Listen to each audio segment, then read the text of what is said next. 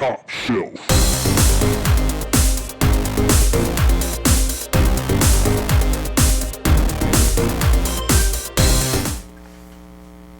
Hello and welcome to Top Shelf Board Games. I'm Hubba. And I'm Sabrina. And today we're doing a review of Zombicide Black Plague.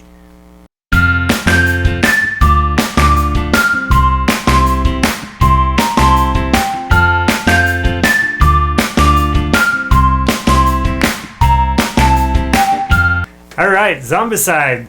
We've been playing the original Zombicide since it came out. We've played most of the expansions and add-ons and new seasons that Zombicide's offered. Zombicide, it's kind of a cult following. There's people that really dislike the game because of the rules can be a little wonky. There's some things that aren't fully explained sometimes, and so it's not black and white. Yeah, it's not a black and white rule book, the original Zombicide. And so there ends up being a lot of house ruling. We ended up doing a lot of house ruling. So Zombicide Black Plague, does it fix those issues?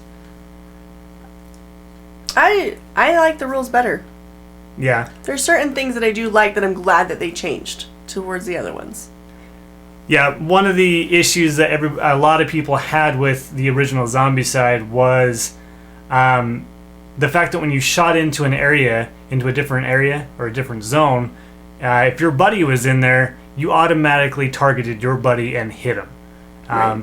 And that's just what you did. And so range combat was kind of wonky. It was kind of frustrating because if you couldn't run into an area and be in there fighting with a katana, sword. Because nobody could shoot in there and help you. Yeah, nobody would be able to use their Uzis or anything to shoot in there. I mean, if you were able to get the sniper rifle and the scope, then you could shoot into a zone and pick your target, which makes sense. But it made it really difficult to combine the melee with the range combat. Zombicide Black Plague, what they did to fix that was added in armor saves, which is really thematic. Black Plague is kind of a medieval fantasy setting, and I really enjoy the theme. Now characters can get armor, and they can wear that armor, and that armor will provide an armor save. And is what that does is not only when zombies attack, they can roll to see if the armor protects them, but also if they're in a zone, their buddy can shoot in with a crossbow or magic or whatever, and any misses that don't hit the zombies will get put onto the survivor, the buddy that's in there, but he can use an armor save to prevent those wounds. So it doesn't automatically attack him first. It doesn't automatically attack him first, and it only misses will even target your buddy. So if you don't miss at all, you don't even target your buddy. Which makes sense, because if you happen to miss, yeah, I mean, that's legit. It provides a chance. There's a chance you're going to hit your buddy, but you're not guaranteed to hit your buddy. Yeah, and so that makes it a lot more thematic. It makes it much more realistic, I guess. Because you do always have that chance of hitting your buddy in a frenzy of zombies running around fighting, shooting. Okay. You could hit your buddy, and this mechanic that they added, represents that really well. And really, that one change alone really steps the game up a lot from the original Zombicide. I like the medieval theme and spellcasting. That's just my area of what I like to do, so I'm kind of glad that they added that in there. Yeah. Except for the spellcasting, the fireball spell should light the dragon bile. Just saying. That's true. And that's rule. Just kidding. Normally, I think it makes it too easy. Well, because the only way I don't know. It makes sense though. I mean, if you're going to cast a fireball, it should be able to ignite the dragon bile. Right. Which I think a lot of people are going to end up house ruling that. Otherwise, you can only ignite it. But it did make it go far longer because we had to find that torch, so it did make it more whoa, we're gonna make it. I don't know, because we had abomination but the whole time I kept thinking, well, you got this mana blast or this the fireball thing. Why doesn't why can't you just cast it and light this thing on fire and get it going? I know, but it did make it harder. Yeah, it does make it harder. I do like it better than just the regular Molotov. I like that you can throw the dragon bile and it'll just sit there, and you can set multiple of them up around the board. And then once you find that torch and stuff, but you're idiots. We didn't set up multiple now. Well, yeah, you can use them as traps, whereas and they just keep burning. Right. They don't go away, which is cool. So it's whereas a Molotov is kind of a one time thing and it's gone. This can be kind of used as traps, and you can navigate zombies into it, which is pretty interesting.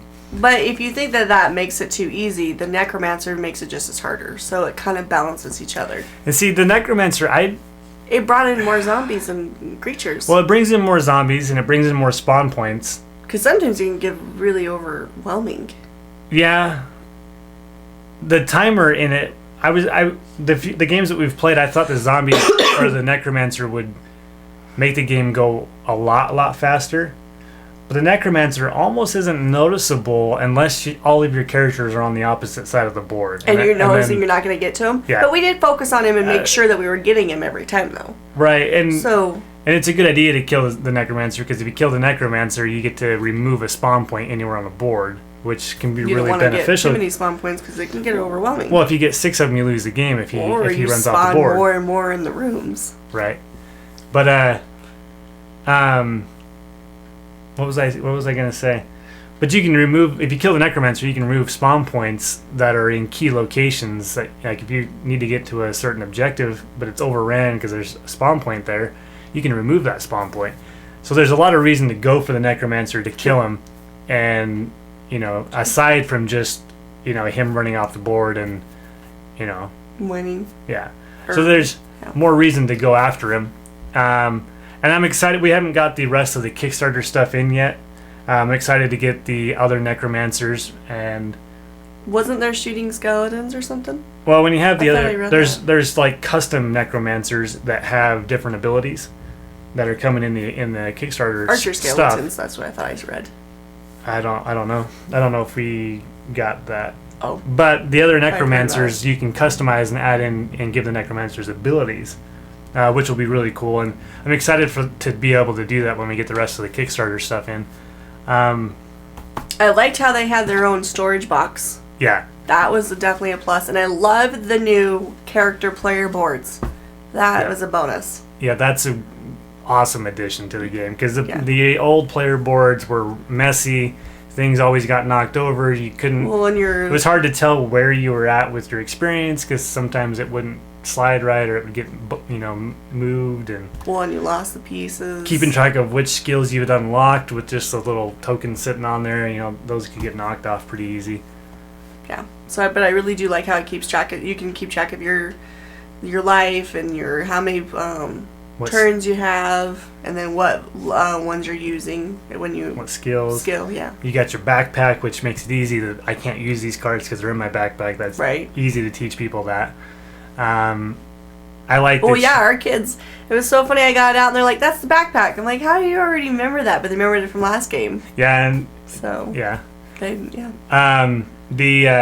I really like that now your character card has a spot for armor. Now, but it's not just armor. You could also put an additional weapon. Like some characters let you carry a dagger or a sword in that slot, so it almost acts as though you have almost like three weapons equipped. Mm-hmm. You can't use all three of them at the same time, for obvious reasons. But you can still interchange those three weapons immediately without having to rearrange your inventory, which is waste in action. Yeah, so that's really cool, and it sticks to the theme. It really melds with the medieval fantasy theme. Mm-hmm. The enchantments. We haven't had a lot of enchantments that we've found so far when we've been playing, but the enchantments are pretty cool because you can cast those on a zone or zombies or survivors, and heal people or do different things to modify them. Well, I think it makes it, for me... Plus the magic. You find the magic and you're like, yes, I finally can kill the fatties, anyways, at their level 2 or whatever. Yeah. But other people that have the weapons there too, so it makes it more like, oh, I can't do anything because that person has the weapon, but it kind of makes it more versatile of what people can do. Right. So I like that. Well, I really like that, what's his name? Samson? So now Samson has the ability, once he gets all the way maxed out and unlocks his last skill, he can kill an abomination with a 2 damage weapon. Oh, right. We didn't get that. Plus Samson his ability. Samson he sacrificed himself for the betterment of the whole. Mm-hmm. He went and stood in a corner with zombies coming from all directions and fought and fought and fought, but died. It was more of a how-to, anyways. That's really cool because before you can, there was no survivor that could kill an abomination, but now there is one survivor, at least in the base game, that can kill an abomination. And the zombies, as always, they look awesome. Yeah. They're new, gross, and yeah, it was fun. Let's see, what else is new with the game? The vaults. The vaults was pretty cool. Yeah, the vaults add kind of a cool little thing because you can teleport. You can kind of use it as a teleportation almost because you can go from one side of the board to the other really fast. We kind of did that a few times, getting the character that we needed over. We're like, let's move her over here so she can start helping us and move her back. And yeah. It made it really a lot more mobile. Mm-hmm. I like the weapons that are in there. Yeah. Or, to get a cool weapon. And that's the other thing too is doors now. Like before, they would either open them or you didn't open them. Now, there's some weapons that can just open a door with no problem. You don't have to roll dice. But now there's some weapons, like melee weapons, that can open doors, but you got to roll a dice to see if it'll even work. So you might have to roll a 4 or higher in order to open the door. You could waste all 4 turns. Yeah, you could sit there for trying to get that stupid door 3 or 4 turns, stabbing your sword into the door, and the dang thing won't open. And there's zombies coming, and you just wasted all your turns. No, the abomination was coming after you guys. So that's kind of a cool element, and it once again drives home the theme of the game. And I think that's one thing that this game, Zombicide Black Plague, really, really does well. Mm-hmm. I mean, even the regular Zombicide was good with bringing the theme into it, but Black Plague takes just everything, even the little things, and melds it into the theme really well. We always have fun every time we play with groups. I mean, we're always laughing, having fun, figuring out how to survive, and losing a person, I think. Survivor at the very end. We have a lot of expansions and stuff for the regular Zombicide. But I almost find this more enjoyable. Just the base game of Zombicide Black Plague more enjoyable than even with all the other stuff we have with the expansions for the regular Zombicide. I just like the theme more. I like the medieval theme. Well, I like the theme. Yeah, I like the theme too. Makes it more creepy. But just all the mechanics and all the little things really meld into the theme even more so. Mm-hmm. I felt like I got more engulfed into my character. Yeah. More engulfed into the game, more realistic, and I don't know. Something to keep in mind. The regular Zombicide, a lot of the scenarios, you could play with 2, 3, 4 survivors and be fine. Oh. Every scenario in Black Plague, you play with all 6 survivors. That makes a big difference. Yeah, probably. We weren't doing that the first couple of games that we played. We were just each taking, one survivor, so there was 2 or 3 or 4 of us, depending on, who was playing. And it made it difficult to win. I mean, there were scenarios where we were like, I don't know how we can beat this. I mean, we're really close, but we just need like 2 more people and if you to be able to help manage then you're really the hordes of zombies. A hard time. But rereading through the rule book and getting ready for the how to play video, in the little box it says use all 6 survivors. So yes, all 6 survivors, any scenario, you use them. Distribute them out if you only got 2 players. Take 3 each. We already talked about the. I think I haven't tried it yet, but I think that the toxic zombies, the berserker zombies from the original seasons, I think you could bring those into this game without too much of a problem. I haven't tried it. I haven't tried it yet, but I don't see why there would be a huge they just problem. Follow the same zombie rules, or they just follow their own rules and guidelines, right? Yeah, so I mean the zombies are pretty much. Yeah, I don't think there'd be too much of a problem with bringing, those into Black Plague. Well, you only can kill the berserkers and things with certain weapons, though, right? Or no, there's just a berserkers you have to kill with melee. Then second, then okay. Berserkers you have to kill with melee. You can't kill with a ranged weapon. So that's fine. That's the only thing. Okay. Toxic zombies you don't want to kill with melee because they explode and they damage you. Oh. But how would that be with the fireball and the spells? No, melee. No, but I'm talking about those are. Oh. You want to kill those with range. Okay. So.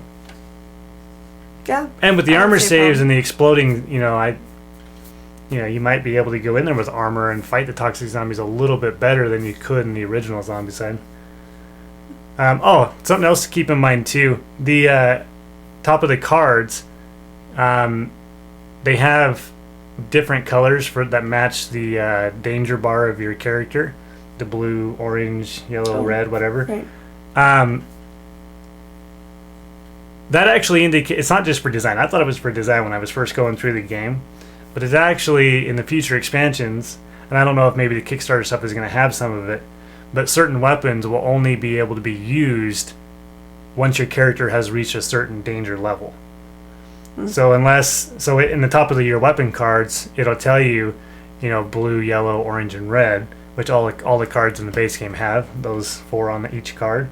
But there'll be some cards where it'll only have like orange or only have red. That's not new in this game. Well, is what it did. Other ones do that. Well, is what it did is it took the what's it called in the original Zombicide? The when you go into red mode or whatever it's called. Mm-hmm. It's been a while since we played that. What was it called?